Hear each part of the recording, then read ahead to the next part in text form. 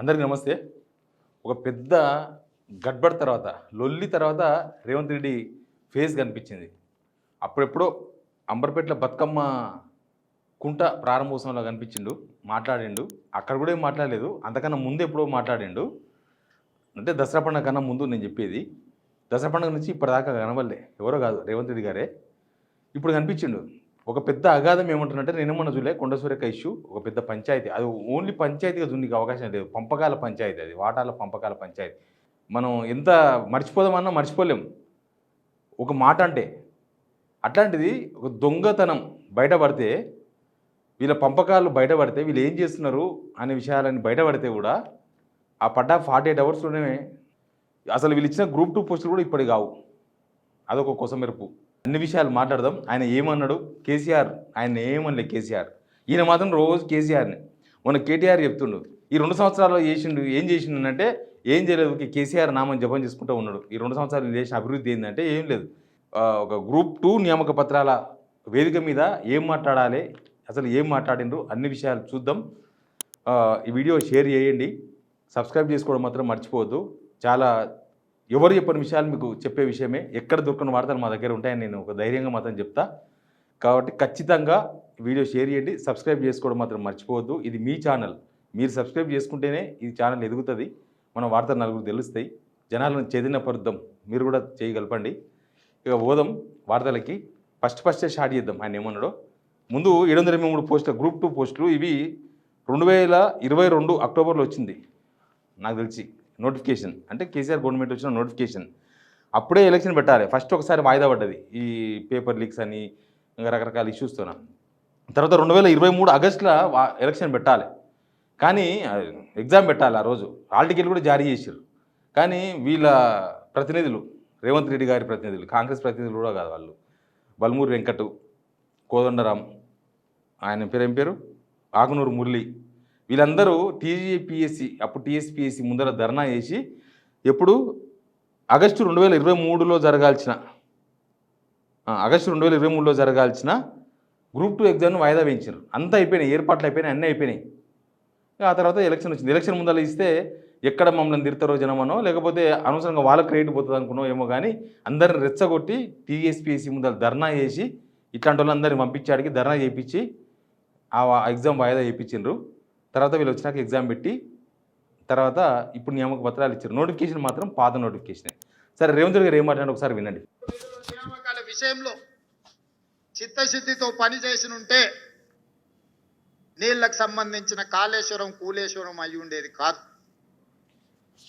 ఈనాడు 1,00,000 కోట్లు గోదావరిలో పోసి నిర్మించిన కాళేశ్వరం కట్టడం కూలడం 3 సంవత్సరాల్లోనే జరిగిపోయింది.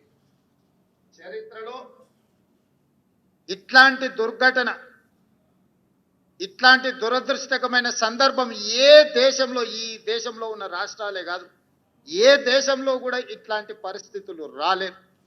కొత్త నియామకాలు చేపట్టకపోవడంతోన కాళేశ్వరం కూలేశ్వరమైంది. 1,00,000 కోట్లు గోదాట్లో పోసిండ్రు. ఇది ఆయన చేసిన డైరెక్ట్ కామెంట్. అది ఎవరో చెప్పిందేం కాదు. ఇప్పుడు రిపేర్ చేస్తామని అంటున్నారు. తప్పనిసరి పరిస్థితుల్లో రిపేర్ చేస్తున్నారు. రైతాంగం అంతా అది ఒక పొలిటికల్ నరేషన్ క్రియేట్ చేసింది వీళ్ళు. ఒక పొలిటికల్ నరేషన్ అంటే రాజకీయాల కోసం అది కూలింది అనే విషయాన్ని క్రియేట్ చేసిండ్రు వీళ్ళు. క్రియేట్ చేసిన తర్వాత దాన్ని కొనసాగించాలి కదా. ఇప్పుడు నేను ఒక ఆయన దొంగ అన్నా, ఆయన మంచి పని చేసినా దొంగనే అనాలి నేను ఇప్పుడు. ఎందుకంటే లేకపోతే జనాలు నన్ను తప్పడతారు. ఇప్పుడు ఆయన ఉద్దేశం అదే, వీళ్ళ ఉద్దేశం కూడా అదే. అప్పుడు అన్నారు కాబట్టి దాన్ని అట్లే కంటిన్యూ చేయాలి. ఇప్పుడు రిపేర్ చేస్తామంటున్నారు. దాన్ని రిపేర్ చేయకపోతే కూడా తెలంగాణ రైతం ఊకునేది లేదు. దాన్ని రిపేర్ చేయమని అడుగుతున్నారు అందరూ. ఇప్పుడు చేయకపోతే ఎంబడబడతారేమోనని పెట్టుకున్నారు ముందర చేస్తామని. ఇప్పుడు మరి 1,00,000 కోట్లు ఖర్చు పెడుతుందా ఈ గవర్నమెంట్ రిపేర్కు? 1,00,000 కోట్లు గోదావరిలో పోయినాయి అంటే 1,00,000 కోట్లు ఖర్చు అయితేనే కదా. అవసరమైతే ఇప్పుడు ఇంకా ఎక్కువ కావాలి ఖర్చు. ఆ 2 పిల్లర్లు కుంగడంతో 1,00,000 కోట్లు గంగలో కలిస్తే, గోదావరిలో కలిస్తే ఇప్పుడు అన్ని ఖర్చులు పెరిగింటాయి. ఇప్పటికి సిమెంట్ రేట్ పెరిగి ఉండొచ్చు, లేకపోతే స్టీల్ రేట్ ఉండొచ్చు, లేకపోతే మ్యాన్ పవర్ రేట్ పెరిగి ఉండొచ్చు, ఏమైనా పెరిగి ఉండొచ్చు. ఇప్పుడు 1,50,000 కోట్లు కావాలి. పెడుతుందా 1,00,000 కోట్లు ఈ గవర్నమెంట్? అప్పట్లో తెలంగాణ ఉద్యమం టైంలో కాంగ్రెస్లో ఇదే ఉండే. తెలంగాణ అని ఎవరిని అడుగుతాడో వాళ్ళను రానియకుంటుండ్రు. వాడు వస్తే మళ్ళీ తెలంగాణ అడుగుతాడని. అందుకే గేట్ దగ్గరనే పోలీసులను పెట్టి తెలంగాణ అంటాడు, జరపాలి పక్కకు అంటుండ్రి. ఇప్పుడు సేమ్ ఈ ప్రభుత్వం మీద ఎవరైతే కొట్లాడుతున్నారో, ప్రభుత్వం అన్యాయం చేస్తుంది మాకని అభ్యర్థులు, నిరుద్యోగులు వాళ్ళు రాకుండా జాగ్రత్తలు తీసుకొని ఈ ప్రోగ్రామ్ చేసిండ్రు వాళ్ళు ఫైనల్గా. ఇంకా ఇంకేమంటారు, కాళేశ్వరం గురించి అయిపోయింది. ఇంక ఇది 1,00,000 సార్లు చెప్పి ఇలా 1,00,000 సార్లు చెప్పడంతోనే ఇది అబద్ధం అని తేలిపోయింది జనాలకి. ఎందుకంటే ఆడ వాస్తవం వేరుంది, వీళ్ళు చెప్పే మాటలు వేరున్నాయి అనేది ఈ 2 సంవత్సరాల తర్వాత, ఆల్మోస్ట్ ఒక 2 సంవత్సరాలకు జనాలకు అందరికి బోధపడ్డది. వీళ్ళు చేసేదంతా తప్పే, వీళ్ళు మాట్లాడుతున్నది తప్పే. నాడు కూర్చున్న వాళ్ళు కూడా తెలుసు అని చెప్తున్నాను. అందుకే నేను వీళ్ళు మాట్లాడే అబద్ధాలే, నడవనిపా మన ఉద్యోగాలు మనకు వచ్చినాయి కదా, ఈ తతంగా మనకెందుకు ఇచ్చిర్రు, తీసుకొని పోదాం, మళ్ళీ అనవసరంగా పంచాయతీ ఎందుకు వెళుతున్నాను. ఇంకా కొన్ని విషయాలున్నాయి, అవి చాలా ఆనుముత్యాలు మాట్లాడారు. ఆనుముత్యాలు కూడా మీరు వినాలి. నిధులకు సంబంధించి మీకు తెలుసు, ఫామ్ హౌస్లో 1 ఎకరానికి ₹1 కోటి పండించే విద్య ఆ నాయకులకు తెలిసినప్పుడు తెలంగాణ రాష్ట్ర రైతాంగానికి ఆ విద్య ఎందుకు నేర్పలేదు? మీరే చూసిండ్రు, మా ఫామ్ హౌస్లో పంట పండిస్తే ఎకరాకు ₹1 కోటి వస్తుందని ఒక పెద్ద ఆయన చెప్పిండు. అర్థమైందా? చోరకల గురించి మాట్లాడుతున్నారు రేవంత్ రెడ్డి గారు. కేసీఆర్ అప్పుడు అన్నారు, మా ఫామ్ హౌస్లో ఎకరాకు ₹1 కోటి పంట పండిస్తామని. అప్పుడు ఆయన వేసింది క్యాప్సికమ్, తర్వాత పసుపు. నాకున్న ఐడియా అది. అప్పుడు నేను కూడా ఫీల్డ్లో ఉన్నా కాబట్టి తెలుసు. ఆ డిమాండు, పసుపుకు అప్పుడున్న డిమాండు, లేకపోతే క్యాప్సికమ్ వాళ్ళు వేరే ప్రపంచ దేశాలకు ఎక్స్పోర్ట్, ఇక్కడ నుంచి ఎక్కడో వేరే దేశానికి ఎక్స్పోర్ట్ చేస్తుంటారు. ఇక్కడ నుంచి క్యాప్సికమ్, ఇక్కడ నుంచి ఎక్స్పోర్ట్, అది కూడా హైబ్రిడ్ క్యాప్సికమ్. అంటే ఈయనకు వ్యవసాయం గురించి కూడా ఏం తెలియదు, వ్యవసాయం గురించి తెలియదు, ఓన్లీ చోరకల గురించి మాత్రమే తెలుసు. ఒక రైతు పంట పండిస్తే అది చోరకల రేవంత్ రెడ్డి గారి దృష్టిలో. రేపు ఎవరైనా మా పొలంలో ఎకరాకు ఒక 20 పుట్లు ఒడ్లు పండించినామంటే కూడా చోరకల అంటాడేమో. అది ఎట్లా జరిగిందో ఎంక్వైరీ చేయండి, మీ గవర్నమెంట్ ఉంది కదా, నిజంగా అయ్యిందా లేదా ఎంక్వైరీ చేయండి. ఒకవేళ చేస్తే మంచిదే కదా అనుకుంటాం. మా బంగారం మస్తుందా, మా ఎద్దు ₹1,00,000 అమ్ముతా అంటాడు ఓ రైతు, అది చోరకల కిందకి వస్తుందా? రైతు బిడ్డనే అని చెప్తాడు, కానీ వ్యవసాయం చేస్తే చోరకల అంటున్నాడు.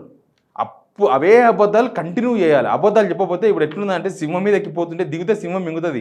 మనం అబద్ధాల మీద చెప్తున్నప్పుడు అబద్ధాలనే ప్రచారం చేయాలి, లేకపోతే సింహం మింగుతుంది, అబద్ధాలకే బలైపోతాం. సందర్భం అనేది ఒకటి ఏడుస్తుంది కదా, ప్రతి దానికి ఒక సందర్భం ఉంటుంది. ఇప్పుడు మనం పెళ్లి కాడ పోయి ఏడిస్తే అది పెళ్ళోళ్ళు అందరు ఎంబడివాడి, సాగు కాడ పోయి నవ్వుతే సావులు తంతారు, ఏందిరా పోయిన ఇవన్నీ. ఈయన కూడా అంతే. ఆయన చెప్పిన పిట్టకథ ఏంటంటే వీళ్ళందరూ పోయి ఒక మసీద్ దగ్గరనో దేవాలయం దగ్గరనో అడుక్కోవాలంటే ఎవరు? కేటీఆర్, హరీష్ రావు, ఇంకా కేసీఆర్.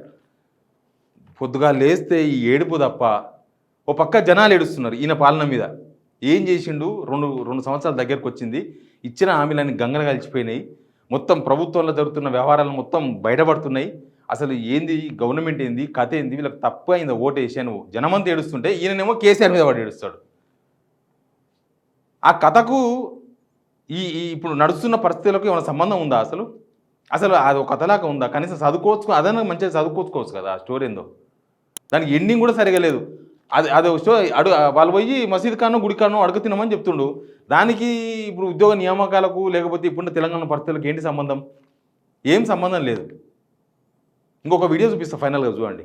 గుద్దుకొని పిల్లలు చచ్చిపోతే చూడడానికి పోని కనికరం లేని ఈ మనుషులు పాఠశాలల్లో కలుషిత ఆహారంతో పేదోళ్ళ పిల్లలకు ఏదైనా ఇబ్బంది వస్తే వాళ్ళ పైశాచిక ఆనందాన్ని ఒకసారి చూడండి.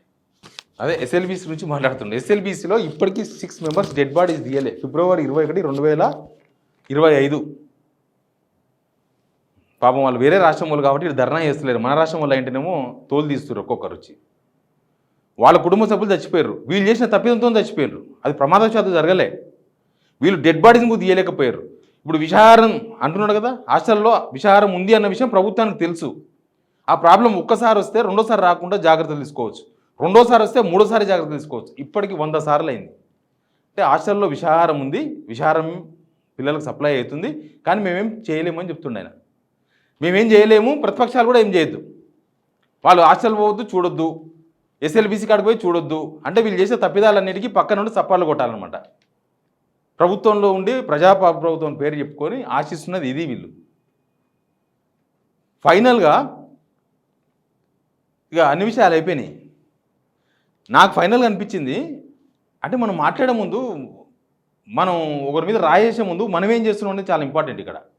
ఇప్పుడు వాళ్ళ గురించి, బీఆర్ఎస్ వాళ్ళ గురించి, ప్రతిపక్షాల గురించి జనమేమో ఆలోచిస్తలేరు, గవర్నమెంట్ గురించి ఆలోచిస్తున్నారు. గవర్నమెంట్ ఏం చేస్తుంది, మాకు గవర్నమెంట్ ఏం చెప్తుంది అని. అది వదిలేసి కనీసం పశ్చాత్తాపం లేకుండా కొండా సురేఖ ఇష్యూ చూసినా వాళ్ళ బిడ్డ ఎన్ని మాటలు మాట్లాడింది. మంత్రి కూడా కాదు, మంత్రి బిడ్డే మాట్లాడింది. ఈయన మీద డైరెక్ట్ రేవంత్ రెడ్డి మీదే మాట్లాడింది ఆమె. రేవంత్ రెడ్డి ఏజెంట్ రోహిణ్ రెడ్డి అని మాట్లాడింది ఆమె. వీళ్ళ తమ్ముడు సెల్మెంట్ చేసిన మాట్లాడింది. కానీ ఇంత కూడా పశ్చాత్తాపం లేదు. అరే జనం ఏమనుకుంటారో అన్న ఒక సిగ్గు కూడా లేదు. నిస్సిగ్గు అంటారు దీన్ని. మినిమం కదా, మనం ఏదో బురద పడితేనే దాన్ని దులిపేసుకొని ఇంటికి పోయిందాకా ఫీల్ అవుతాం ఇది పోతుందో పోదో మళ్ళా అని. అట్లాంటిది ఒక మంత్రి బిడ్డే మాట్లాడితే నేను శుద్ధపూస అన్నట్టు మాట్లాడుతున్నారు. జనం దీన్ని చాలా కేర్గా చూస్తారు. జనం ఖచ్చితంగా చూస్తారు మీరు ఏం చేస్తున్నారు, ఏం మాట్లాడుతున్నారు. మీ వైపే చూస్తున్నాం మేమందరం కూడా ప్రభుత్వం ఏం చేస్తుందని. మీరేమో ఇట్లా అనవసరమైన కామెంట్లు, అనివిగాని కామెంట్లు, పైచాసిక కామెంట్లు చేసుకుంటూ కాలం గడుపుకుంటూ వస్తారు. 2 సంవత్సరాలు అయింది. ఇప్పుడు ఇంకా కేసీఆర్ పేరే జపిస్తున్నారు. ఏం చెప్పాలి వీళ్ళకు? Please subscribe signal TV.